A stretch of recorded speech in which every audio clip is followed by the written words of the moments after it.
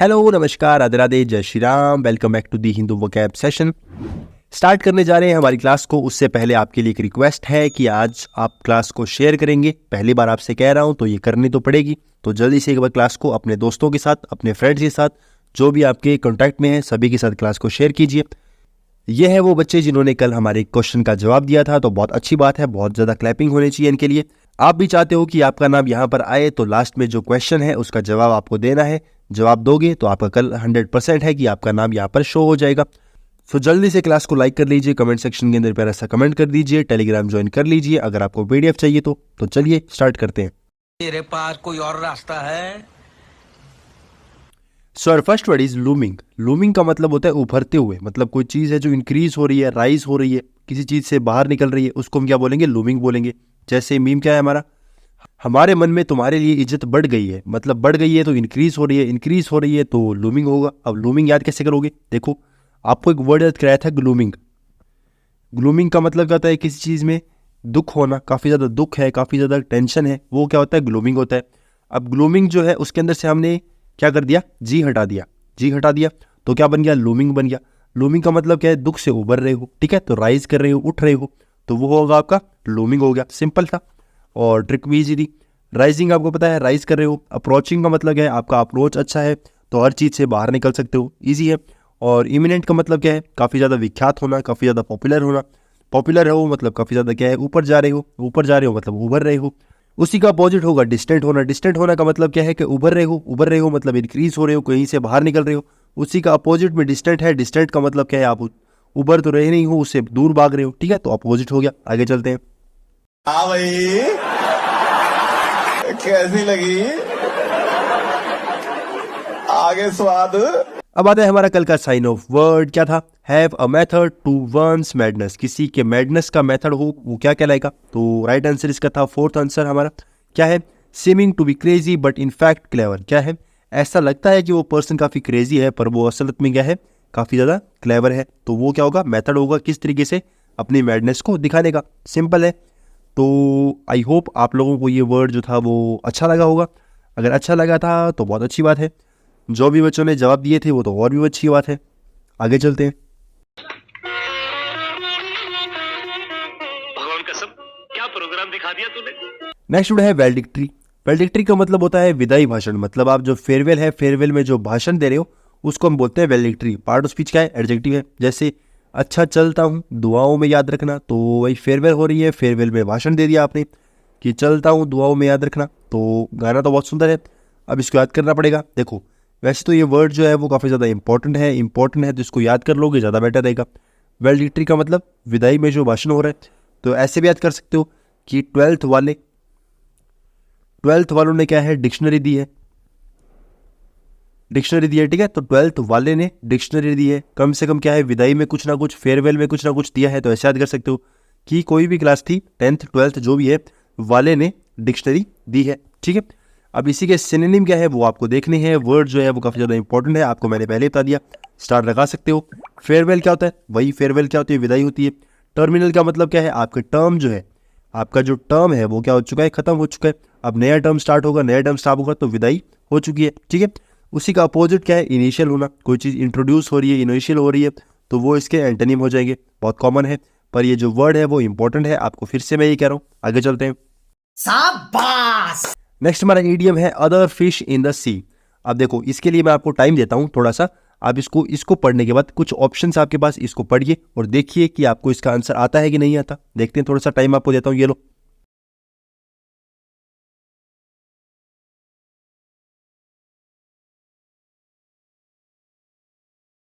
क्या होगा इसका राइट आंसर? देखो, आपकी जो सी है, आपका जो एरिया है, उसके अंदर अलग एक फिश आती है, अदर एक फिश आती है, मतलब कहीं ना कहीं आपके पास अपॉर्चुनिटी है। तो इसका राइट आंसर क्या होगा? मोर अपॉर्चुनिटीज, ठीक है। आपको नई अपॉर्चुनिटीज मिल रही है, वो इसका राइट आंसर हो जाएगा। तो आपकी सी के अंदर, आपके एरिया के अंदर नई फिश आती है, तो मतलब नए अपॉर्चुनिटीज आ रही हैं। सिंपल था, बहुत ज़्यादा मुश्किल नहीं है। आगे चलते हैं। काफ़ी अच्छा आपका एडियम था, आप इसको भी स्टार लगा सकते हो। आगे चलते हैं। तू समझा? हाँ। नहीं, तू समझा नहीं। नेक्स्ट वर्ड है रेसिप्रोकेट। रेसिप्रोकेट का मतलब होता है आदान प्रदान करना, मतलब कोई एक्सचेंज कर रहे हो या फिर पेमेंट कर रहे हो, वो होगा आपका रेसिप्रोकेट। पार्ट ऑफ स्पीच क्या है? वर्ब है। जैसे पहले तू दे तो पहले तू दे, इसके बाद फिर मैं दूंगा, तो मतलब क्या होगा, एक्सचेंज की बात हो रही है। एक्सचेंज की बात हो रही है तो अब इसको याद भी करना पड़ेगा। देखो वैसे तो ये वर्ड जो है वो काफ़ी यूनिक है, यूनिक वर्ड है, तो आप इसको याद भी कर सकते हो। नहीं याद हो तो ऐसे भी याद कर सकते हो कि रस्सी लेने के लिए गए हो, ठीक है। तो रस्सी लेने के लिए गए हो, रस्सी लेने के लिए आपने क्या है, काफ़ी एक्सपर्टाइज थी, काफ़ी प्रो होकर क्या है उससे चीज़ मांगी कि पहले तू मुझे रस्सी दे फिर मैं तुझे पैसे दूंगा, ठीक है। तो रस्सी प्रो तरीके से आपने उससे रस्सी मांगी, ठीक है, ऐसे याद कर सकते हो। वैसे तो रेसिप्रोकेट सिंपल तरीके से याद करोगे ज़्यादा इजीली याद हो जाएगा। एक्सचेंज क्या होता है, ऐसे देकर आप कुछ सामान ले रहे हो तो वो एक्सचेंज हो गया। रीपे पेमेंट कर रहे हो। और बार्टर का मतलब क्या होता है, बार्टर का मतलब क्या है, आप जो तोल भाव कर रहे हो या फिर सामने वाले से बार्गेनिंग कर रहे हो वो होगा बार्टर, ठीक है। तो ऐसे भी कह सकते हो कि बार्टर का मतलब क्या है, अपना जो बिजनेस वगैरह कर रहे हो वो होगा आपका बार्टर। तो बहुत कॉमन वर्ड है पर बहुत काफ़ी यूनिक वर्ड भी है और काफ़ी ज़्यादा एग्जाम्स में आ चुका है। तो बार्टर के ऊपर आप स्टार लगा सकते हो और रेसिप्रोकेट तो स्टार वाला है ही, ठीक है। उसी का अपोजिट क्या है, आप एक्सचेंज कर रहे हो मतलब आपका इंटरेस्ट है, उसका अपोजिट रिफ्यूज कर रहे हो, मना कर रहे हो, और डिनाई कर रहे हो तो वो भी को मना कर रहे हो। आगे चलते हैं। नेक्स्ट हमारा ईडियम है टू गेट बेंट। आपको बेंट मिला है आउट ऑफ शेप, जो जिसने आपकी शेप को चेंज कर दिया। तो आपके लिए आपके पास ऑप्शन है, आपको फिर से मैं टाइम देता हूं, चेक कीजिए। आपको आंसर नहीं करना है, बस थोड़ा सा पढ़ लीजिए कि कितना आंसर आपको आता है।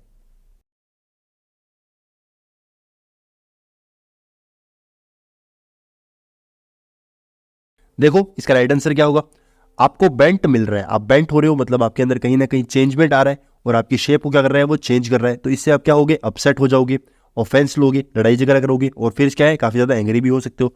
To be upset, to take offence और टू बी एंग्री, ठीक है। तो एंग्री भी हो रहे हो, तो ये सब क्या है, इसके इसके आंसर हो जाएंगे, ठीक है। और बाकी का मतलब हमसे कुछ है नहीं तो इसको छोड़ दोगे। इसका राइट आंसर क्या होगा, हमारा फर्स्ट हो जाएगा। तो ईजी था, आगे चलते हैं। अरे बाप रे, ये तो धोती खोल रहा है। नेक्स्ट है स्कफल। स्कफल का मतलब हाथापाई करना, जो लड़ाई वगैरह कर रहे हो, ब्रॉल कर रहे हो, रियूकस कर रहे हो, वो आपका होगा स्कफल होगा। पार्ट ऑफ स्पीच क्या है, नाउन है। जैसे ये मीम आपने देखा होगा, एक फादर जो है अपने बेटे को कूट रहे हैं, ठीक है, तो पीट रहे हैं, कूट रहे हैं। हाथापाई को मतलब दोनों तरफ से होती है, पर यहाँ तो एक तरफ से हो रही है और फादर वो बोल भी नहीं सकते। तो स्कफल का मतलब याद कैसे करोगे, देखो किसी लड़की का स्कार्फ था, ठीक है, कोई लड़की का स्कार्फ है और वो स्पेलिंग गलत हो गई। जो लड़की का स्कार्फ जो है वो स्कार्फ क्या कर रहे हैं, लड़के ने क्या कर दिया, दो लड़के जो है उन्होंने देखा और देख के क्या कर रहे हैं, लड़ रहे हैं, ठीक है। हाथापाई पे आ गई कि ये स्कार्फ मैं उठाऊंगा, ये स्कार्फ मैं उठाऊंगा, ठीक है। तो स्कफल के लिए, स्कार्फ के लिए क्या कर रहे हैं, हाथापाई कर रहे हैं, ऐसे याद कर सकते हो। फिर ब्रॉल का मतलब क्या है, देखो ब्रो के लिए लड़ रहे हैं, हमारा ब्रो है, ब्रो तो है तो हम लड़ाई कर सकते हैं, ब्रो के साथ हाथापाई कर सकते हैं या ब्रो के लिए भी क्या कर सकते हैं, हाथापाई कर सकते हैं। फिर आता है रियूकस। रियूकस वर्ड जो है वो काफ़ी ज़्यादा इंपॉर्टेंट है, बहुत ज़्यादा इंपॉर्टेंट है, काफ़ी नहीं बहुत ज़्यादा इंपॉर्टेंट है। तो रियूकस क्या करना है, आपको याद करना है।